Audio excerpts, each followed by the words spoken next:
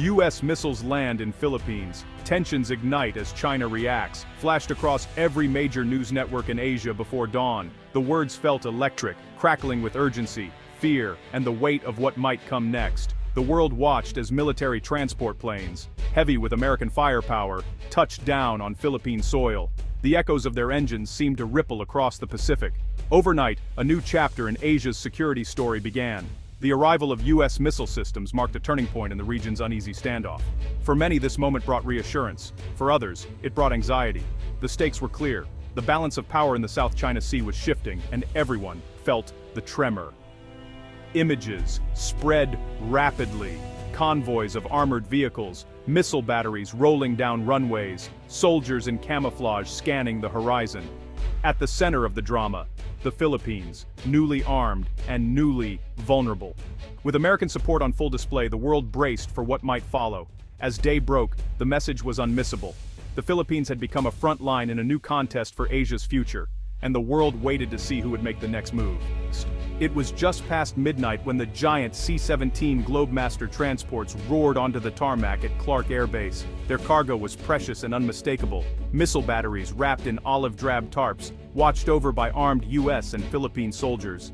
The air buzzed with the hum of engines and nervous anticipation. Every movement was measured, every face set in grim determination.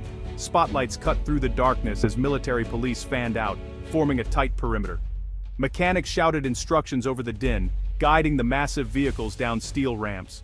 Nearby, Filipino officers huddled with their American counterparts, poring over maps and checklists. The mood was serious. This was no routine exercise. Inside the hangars, teams went to work assembling the missile units. The arrival was more than a show of force. It was a technical ballet of logistics and precision. Outside, news crews jockeyed for position, capturing images that would soon circle the globe. For the soldiers on the ground, though, the message was personal. This was about defending home and honoring promises. By sunrise, the base was transformed. Where empty runways once lay, now bristled the cutting edge of U.S. missile technology.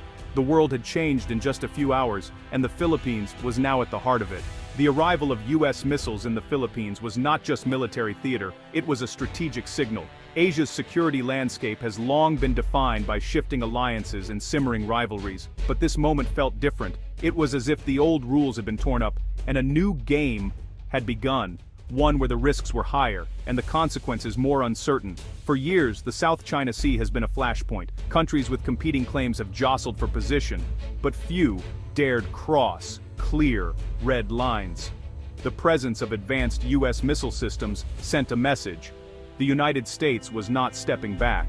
Instead, it was leaning in, standing shoulder to shoulder with the Philippines, ready to defend its interests. This move was about more than just hardware. It was about trust between allies, and the hope that a stronger defense could bring stability in turbulent times. For the Philippines, the partnership offered both reassurance and new responsibilities. For China, it was a challenge. Would U.S. firepower deter aggression or provoke it? Asia's future now balanced on a knife's edge. Security, sovereignty, and peace stood in delicate tension. The world waited, watching for signs of what would come next. The backdrop to the missile delivery was a series of tense and dangerous encounters at sea. In recent months, Chinese and Philippine vessels had clashed repeatedly in the contested waters of the South China Sea. Laser incidents, water cannon attacks, even ship collisions, all played out under the eyes of the world's navies and news cameras. For Filipino fishermen, these incidents were more than headlines. They were daily reminders that the sea, once a source of life, had become a battlefield. Chinese Coast Guard ships, larger and more aggressive, had blockaded reefs and shoals long used by Filipinos. The Philippine military, outgunned and outnumbered, struggled to keep up. Each confrontation raised the stakes. The Philippines called on its treaty ally, the United States, for support. Washington responded, first with diplomatic protests, then with increased patrols, and now with the arrival of missile systems. The message was clear. An attack on Philippine forces could trigger a wider conflict. The South China Sea had gone from a maritime dispute to a global flashpoint. The line between peace and conflict had never felt so thin. behind the drama of missile deployment stood a crucial legal foundation, the Enhanced Defense Cooperation Agreement, or EDCA. Signed in 2014, EDCA aimed to strengthen the U.S.-Philippine alliance and modernize the Philippine military. It allowed for the rotation of American troops and the pre-positioning of defense equipment at designated bases across the country. For years, EDCA was slow to come alive. Domestic politics, legal challenges, and China's growing influence all worked against it. But as tensions in the South China Sea escalated, the agreement gained new urgency. The Philippine government saw the value in deepening ties with the U.S., especially as the risks of confrontation mounted. Under EDCA, the U.S. invested in upgrading key military sites, including Clark Air Base, Subic Bay, and facilities in Palawan, close to disputed waters. These upgrades allowed for the rapid deployment of advanced systems, like the HIMARS and Patriot batteries now arriving. EDCA was more than a treaty. It was a symbol of shared interests and mutual defense. And as the missiles rolled in, its importance had never been clearer. The missile systems delivered were not just any weapons, they were some of the most advanced in the United States arsenal. The HIMARS, or High Mobility Artillery Rocket System, is a versatile truck-mounted launcher that can strike targets up to 300 kilometers away with precision-guided missiles.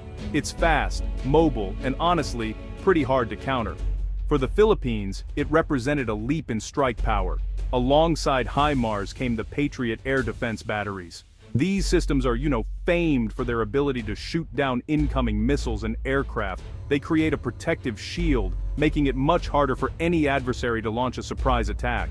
The Patriots' radars and interceptors are battle-tested, and their presence sends a strong message. The skies over the Philippines are now better defended. United States trainers work shoulder to shoulder with Filipino crews, teaching them how to operate and maintain these complex systems. It was a rapid, intensive process designed to make the Philippine forces self-reliant as soon as possible. The goal was not just to defend, but to project power across the region. For China, the arrival of these systems was a wake-up call. The military balance in Asia was shifting, and the Philippines had become a key player. The placement of United States missile systems across the Philippines was both deliberate and strategic. Bases in Luzon, Palawan, and other key islands were chosen for their proximity to flashpoints in the South China Sea. From these locations, missiles could threaten any hostile ships or aircraft approaching Philippine waters, or even Chinese bases built on disputed reefs. This new layer of defense changed the calculus for any potential adversary. Before, the Philippines had to rely on aging ships and aircraft. Now, it could strike back with modern precision. The mere presence of HIMARS and Patriots complicated any invasion plan or blockade scenario. Local communities watched the buildup with mixed emotions. Some felt safer, knowing the United States was standing by their side. Others worried about becoming targets if conflict broke out. The Philippine military reassured the public that these deployments were for defense, not provocation. For military planners, the new missile network was a game-changer. The Philippines was no longer just a weak link. It was becoming a cornerstone of regional defense. The world reacted swiftly to the missile arrivals. The Philippine government welcomed the deployment, calling it a deterrent against aggression and a sign that the country would not stand alone. President Ferdinand Marcos Jr. said, "Our alliance is stronger than ever. We will defend our sovereignty." The United States emphasized the defensive nature of the move. "We are here at the invitation of our ally to uphold peace and stability," said the United States ambassador in Manila. China, on the other hand, was furious. The foreign ministry condemned the deployment, calling it a dangerous provocation and warning of serious consequences. Other regional powers weighed in. Japan and Australia, both wary of Chinese expansion, expressed support for the United States-Philippine partnership. Indonesia and Malaysia called for restraint, worried that an arms race could spiral out of control. For Southeast Asia, the missile deployment was both a shield and a spark. The region braced for what might come next. Would the missiles bring peace or push Asia closer to conflict? The arrival of United States missiles in the Philippines brought both hope and danger. On one hand, the partnership gave the Philippines new tools to defend its waters and people. On the other, it raised the risk of miscalculation and rapid escalation if a crisis erupted. The challenge was clear: how to use newfound strength wisely without provoking unnecessary conflict. For the Philippine military, this was a moment of transformation. Years of modernization were paying off, backed by United States support and joint training. The annual Balikatan exercises now included live fire drills, amphibious assaults, and missile operations, skills vital for real-world defense. The world watched, hoping that deterrence would hold. For the Philippines, geographic destiny had become a security burden and a unique responsibility. As Asia's crossroads, it must now balance strength with diplomacy, vigilance with restraint. The road ahead is uncertain, but one thing is clear. The choices made in Manila, Washington, and Beijing will shape the future of Asia for years to come.